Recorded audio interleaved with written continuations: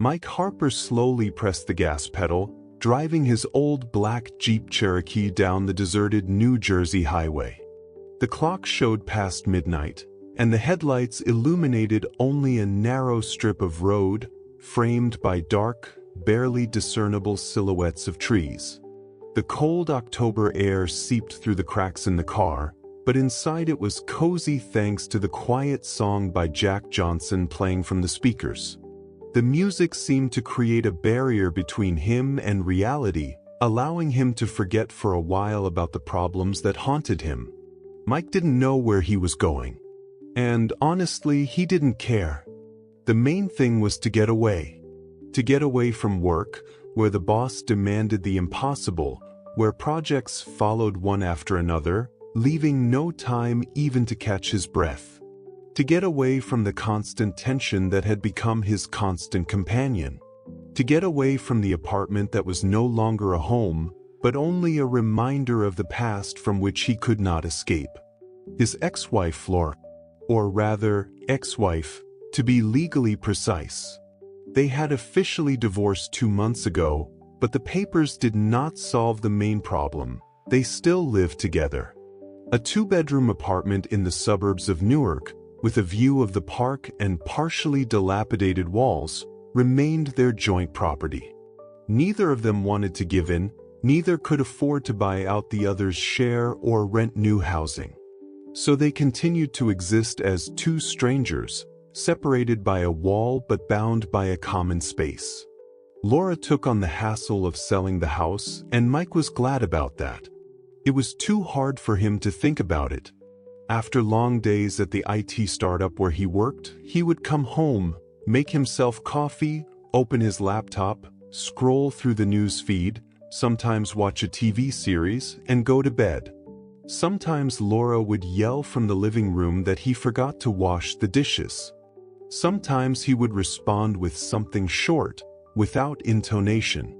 It was not a dialogue, but just an exchange of remarks, devoid of meaning and emotion. Life was becoming unbearable. Laura constantly invited friends over, without warning, without asking. She occupied the entire kitchen, leaving dirty dishes, things lying everywhere.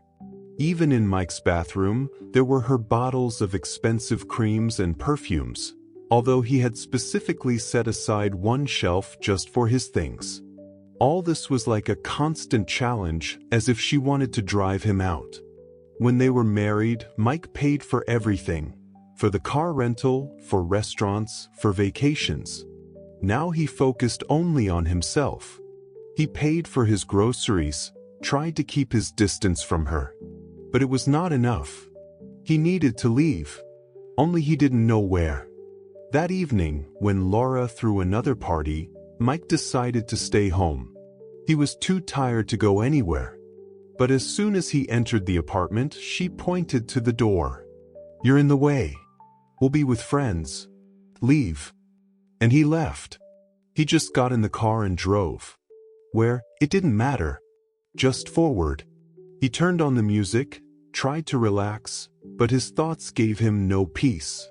Stress at work, problems at home, a feeling of helplessness, all this was eating him from the inside. On the side of the road, he noticed a girl. She was standing next to a parked car, clearly confused. On her face, bewilderment. No one around. Cold. He slowed down. "Is everything okay?" he asked, rolling down the window. The girl turned around. Tears sparkled in her eyes. "My car broke down. I don't know what to do. I called everyone I could. No one answered." Mike got out of the car, examined the car. He wasn't a mechanic, but he understood that without a tow truck, it wouldn't work. He offered the girl to warm up in his Jeep. On the way to the cafe, he bought hot coffee. Her name was Emily. She was soft, quiet, grateful. She spoke little, but every look, every intonation of hers evoked in him a strange feeling of peace. For the first time in a long time, he felt that he was not alone. While they waited for the emergency service, they talked about everything and nothing. Mike forgot about Laura's party, about the fridge that she never closed, about that bottle of olives that had been on the stove for a week. He just enjoyed the moment. When help arrived, it turned out that Emily needed to go in the same direction as him. He offered to give her a ride. She agreed.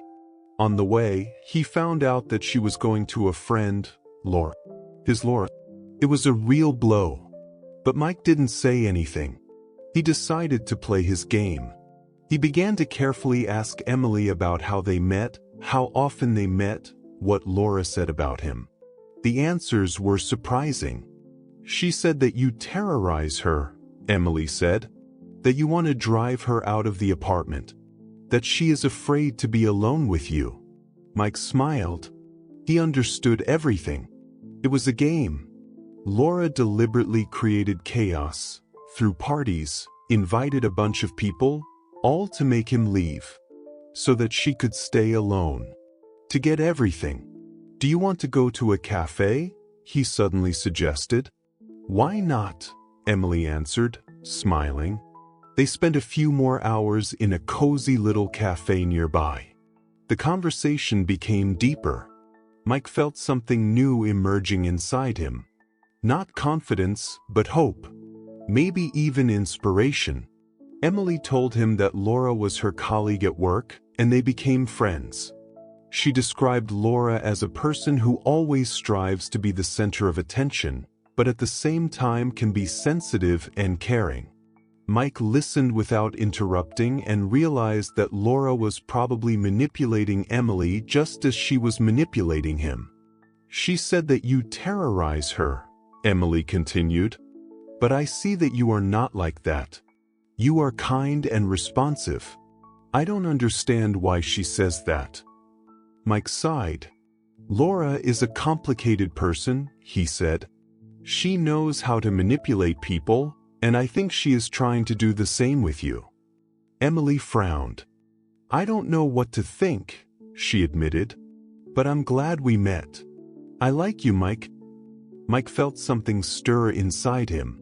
He didn't expect Emily to be so frank. But it was nice. I like you too, Emily, he replied. And I think we need to talk about Laura. They continued the conversation, and Mike told Emily about his problems with Laura, about how she manipulates people, how she creates chaos in his life. Emily listened carefully, and gradually her face changed. She began to understand that Laura was not the person she pretended to be. I didn't know it was that bad, Emily said.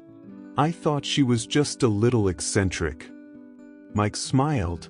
Eccentricity is putting it mildly, he replied. When they finished, he drove her home. Before getting out, she looked at him. You know, you are a very kind person. Such people are rare. Mike smiled. They happen. He drove home. Plans were already forming in his head. He realized that he no longer wanted to play by Laura's rules. He would find a way to resolve the issue with the apartment. He would start a new life. And Emily, perhaps, would become part of this new chapter. Mike returned home and found Laura talking to Emily. They were sitting in the living room, and Laura, it seemed, was in her element, telling Emily about how Mike terrorized her. Emily, in turn, looked confused. Mike, you're back, Laura said, noticing him. I was just telling Emily how you're trying to drive me out of the apartment. Mike looked at Laura, then at Emily, and realized that he needed to act. Laura, I think we need to talk, he said. Alone. Laura frowned but agreed. They left Emily in the living room and went into the bedroom. What are you up to? Laura asked, crossing her arms over her chest. I think we need to stop these games, Mike replied. I know that you are trying to drive me out of the apartment, and I will no longer participate in this. Laura rolled her eyes. You just can't accept the fact that I want to live my life, she said. I accept it, Mike replied. But I won't let you manipulate me and other people." They talked for a while longer, and Mike felt that Laura was beginning to understand that her plan wouldn't work. He suggested that she buy out his share in the apartment or sell the apartment and split the proceeds. Laura, albeit reluctantly, agreed. When they returned to the living room, Emily looked troubled. "Emily, I think you need to know the truth," Mike said. "Laura manipulates you just as she does me." Emily looked at Laura, then at Mike, and her face darkened. "I didn't know it was that bad," she said. "I thought you were just a little eccentric." Laura tried to justify herself, but Emily had already made her decision. "I think we need to end our friendship," she said. "I can't be part of your manipulations." Laura looked shocked, but Emily was firm. She gathered her things and left. Mike saw her to the door. "Thank you for listening to me," he said. "Thank you for opening my eyes," Emily replied. "I think you are a good person, Mike." Mike smiled. "You too, Emily. I'm glad we met." After that, Mike and Laura began the process of selling the apartment. It wasn't easy, but they managed. Mike found a new apartment, and Laura moved to another city. Mike and Emily started dating, and their relationship developed. They were happy, and Mike felt that he had finally started a new chapter in his life.